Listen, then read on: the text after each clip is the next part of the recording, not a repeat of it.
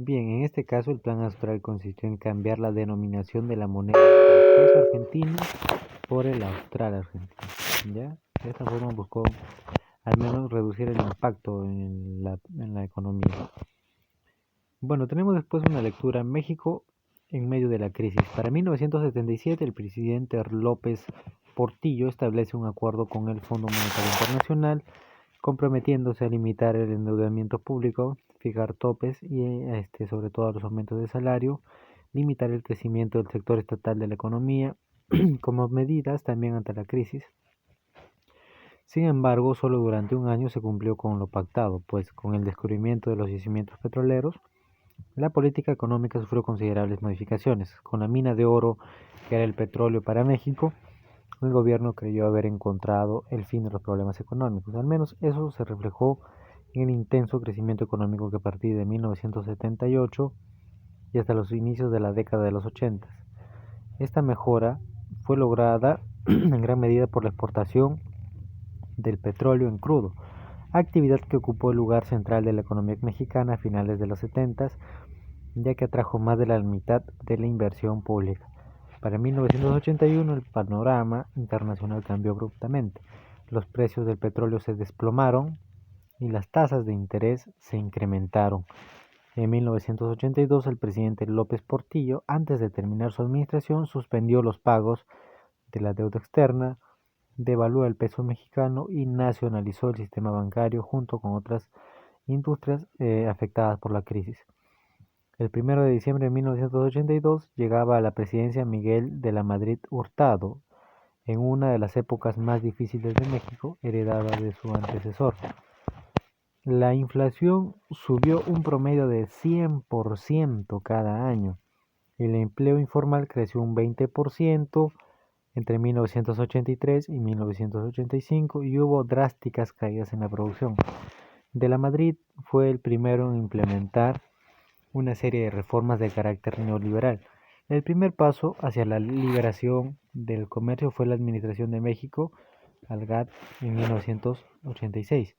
Para resolver los problemas, emprendió la renovación moral de la sociedad, elaboró un plan global de desarrollo, estableció a nivel constitucional un sistema de planeación democrática y, más importante, inició con la apertura económica, la desregulación y la descentralización, así como la privatización también de empresas estatales, algo que seguiría bajo su sucesor durante la administración.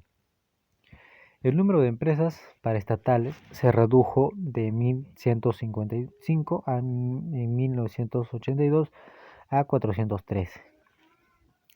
Durante la administración del presidente Salinas, la mayoría de las empresas nacionalizadas fueron privatizadas, con la notable excepción de la industria petrolera y energética.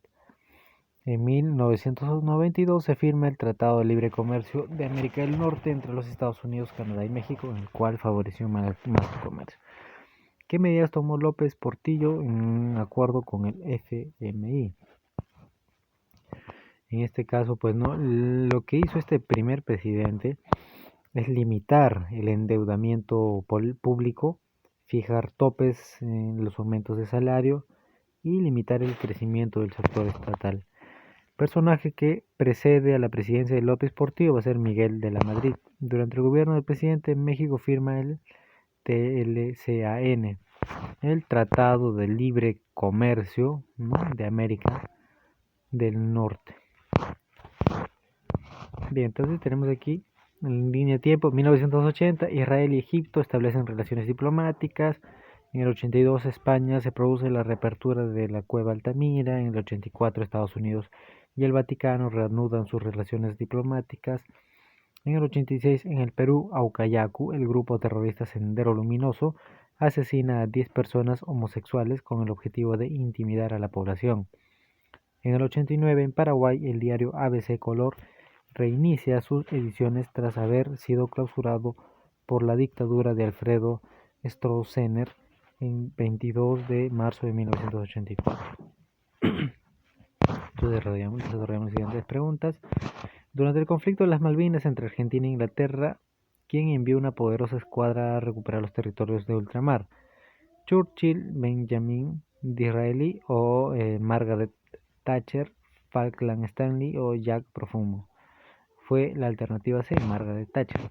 La revolución nicaragüense que tomó el poder el 19 de julio de 1979 se protagonizó por el Frente Farabundo Martí, el Partido Comunista Nicaragüense, el Frente Sandinista de Liberación Nacional, Frente Popular Nicaragüense, el Partido Socialdemócrata Nicaragüense. La alternativa C. Dentro del proceso de la integración económica latinoamericana a fines del siglo XX emergieron dos propuestas contrapuestas. Estas son la alternativa C. Pregunta 4. En 1981 Javier Pérez de Cuéllar fue secretario de la ONU y su gestión duró. Aquí es la alternativa número B, 8 años. La revolución iraní de 1979 del ayatolá Khomeini junto a la guerra con Irak fue el detonante de, en este caso va a ser las dictaduras en América Latina. 5, la alternativa E. Muy bien, entonces estudiantes, ustedes desarrollan las siguientes 5 preguntas y las tareas domiciliarias.